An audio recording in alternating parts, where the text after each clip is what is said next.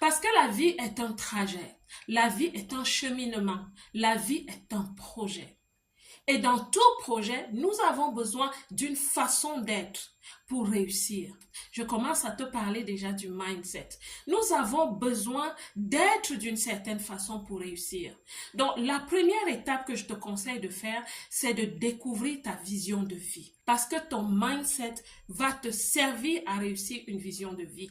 On ne développe pas son mindset pour rien. On le développe pour une utilité. Et l'utilité, c'est comment on va vivre sa vie, comment est-ce qu'on va réussir sa destinée. Donc, première chose, ma belle, découvre ta vision de vie. Maintenant, parlons de mindset.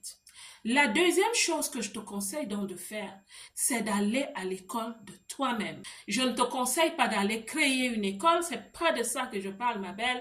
Je conseille que tu deviennes la matière de ton école. Autant tu allais à l'école pour apprendre les mathématiques, la philosophie, tout ce que tu as appris, à un moment donné de sa vie, il faut qu'on s'arrête et qu'on aille à l'école de soi-même, qu'on soit la matière première, parfois même la seule matière, pendant environ un laps de temps qu'on se choisit pour travailler sur soi. Et le module de cette école de toi, c'est qui suis-je? C'est le seul module. Parce que là, tu vas commencer à travailler sur ton identité.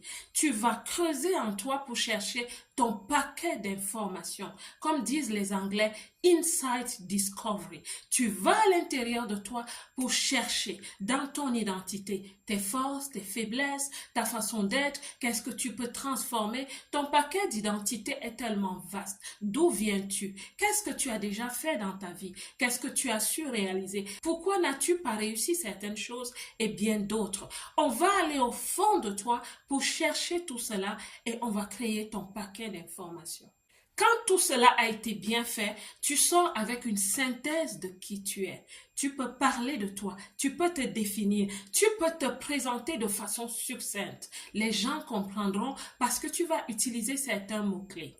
Et quand ce travail a été bien fait, tu vas passer à la deuxième étape. Élaborer et définir tes valeurs. Parce que ton ensemble de valeurs va constituer ton état d'esprit. Tes valeurs, c'est tes croyances, ce que tu trouves beau, ce que tu aimes, ce que tu n'aimes pas. Tu vas vraiment te définir avec des mots-clés. Et quand on parle de valeurs, on parle déjà d'état d'esprit. C'est-à-dire les valeurs à la base desquelles tu vas vivre ta vie, à la base desquelles tu vas prendre tes décisions et gérer ton temps, gérer ton argent. Tes valeurs sont très importantes et elles déterminent en fait qui tu es. Ton style de vie, c'est très important. Quand tu as une vision, tu te crées un style